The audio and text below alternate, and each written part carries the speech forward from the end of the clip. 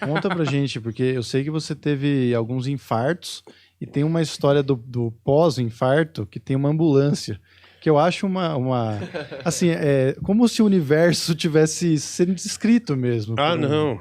Ah, mas não foi nem infarto, foi uma infecção de pulmão mesmo, meio pesada que eu fiquei na UTI. Essa eu fiquei, sei lá, uns dias. E aí eu saí, né? Mas quando você sai do hospital, você tem que dar baixa. E minha mãe foi dar baixa e eu fiquei num corredor, parado aqui na. Eu fiquei parado esperando, né? Muito tempo sem ver o dia, né? Você vê a luz do sol. Você sai do hospital, você sai meio assim, receoso de sair, principalmente quando você tá com problema de pulmão.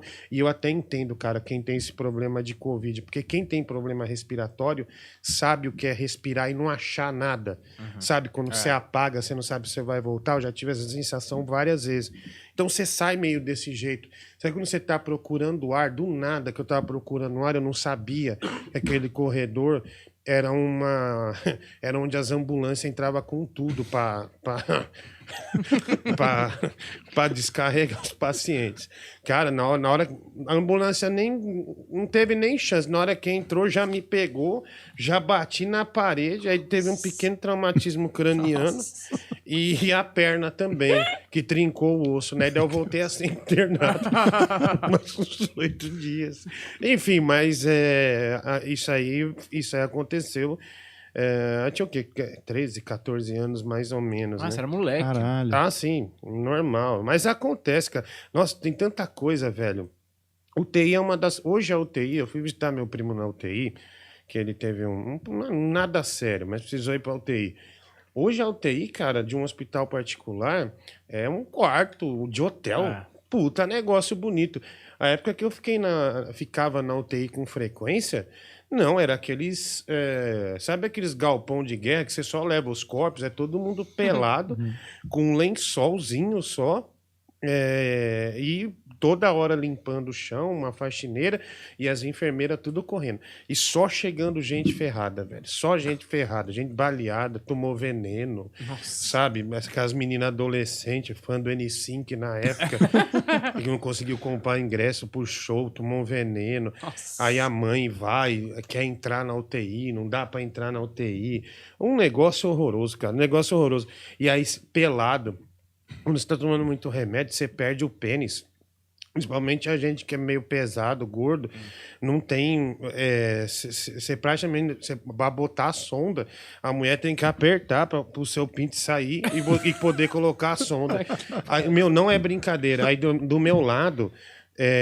Tinha um rapaz de descendência africana, ela ia lavar a rola do cara, um puta negócio bonito. Tem uns aspirador que você lava, o pessoal que tá, né, lavando, e a minha maior esforço, só pegava aqueles vaporetos, só jogava assim, e já era, cara. Vaporito. E já era. E essa época dessa da UTI aí, do banho e tal, você acorda meio mal, foi quando foi a pior que eu tive, a pior. Que a minha mãe, eu entrei, sei lá, entrei roxo já, sem conseguir respirar.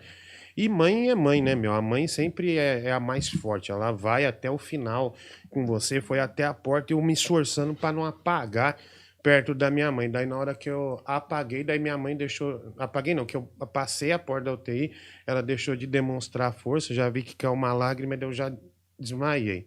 Só que eu desmaiei e saí do meu corpo. Tipo assim, eu contei essa história no The Noite e pro Jorge Versilo, né? Que ele tava contando essas histórias. Certo. O Danilo me tirou sarro de mim. Meu Deus do céu, durante 2 meses. Aí ficava no camarim assim, você tá vendo alguém aqui? Uma impressão minha. Eu vou contar o porquê. Porque assim, ele... quando eu me vi, eu tava deitado, um médico queria fazer a traqueostomia em mim, eu tava me vendo de cima.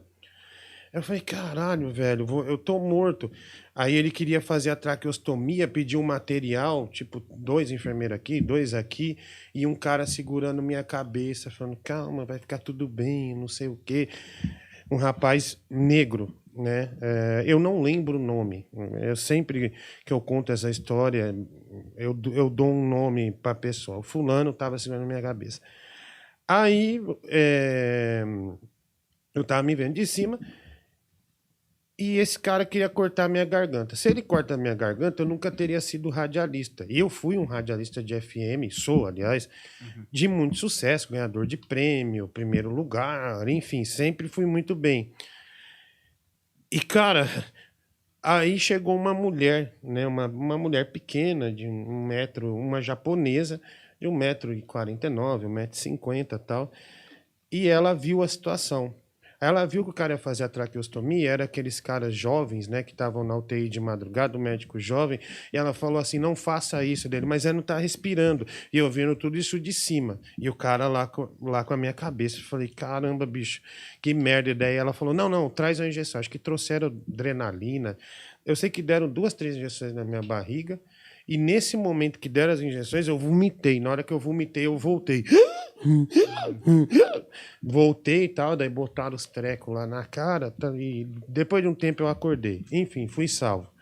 E aí, cara, nessa época meu pai trabalhava numa multinacional, que era na época Panasonic, que, meu, a novidade era o videocassete 4 cabeças, tinha o Walkman, não sei o quê. Daí eu falei, pai, dá um presente para cada um que ajudou. A gente, não, o pai vai dar um presente, não sei o quê. Daí eu comecei a falar, é a enfermeira tal, não sei o quê, tal, e o nome do cara. Daí ela falou, como assim o nome dele? Eu falei, o fulano. Eu falei, ele ficou segurando minha cabeça, falou pra mim que pra eu ficar calmo, que ia dar tudo certo. Ele foi muito legal comigo. Ela falou, não, ele morreu tem 3 meses do acidente de moto. O cara que tava me adulando lá, falando que ia ficar tudo calmo, tinha morrido. E ela ficou impressionada. Ela falou, você tá brincando, mas era ele mesmo? Eu falei, era, não é assim, assim, assim.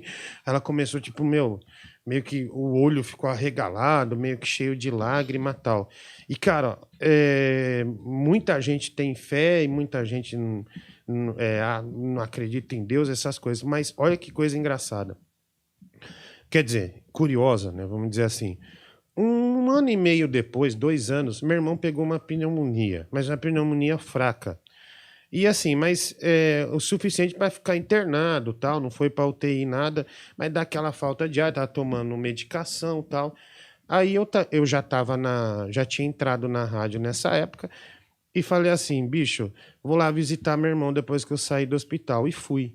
Cara, na hora que eu abro a porta do quarto, essa mesma enfermeira que salvou minha vida, quer dizer, médica, fisioterapeuta, né, não enfermeira, que salvou minha vida, estava fazendo massagem respiratória nele. Eu falei, caramba, bicho. Daí eu virei pra ela e falei, meu, você salvou minha vida. Daí ela falou, não lembro. Mas assim. Pra mim não foi marcante. Não foi muito marcante. Acho que ela deve fazer isso com frequência, mas. Cara, mas olha a tamanha coincidência, cara. Num hospital que não tinha nada a ver com a região que a gente morava, era justamente ela que não deixou cortar minha garganta, senão não teria uma carreira de radialista, narrador de futebol,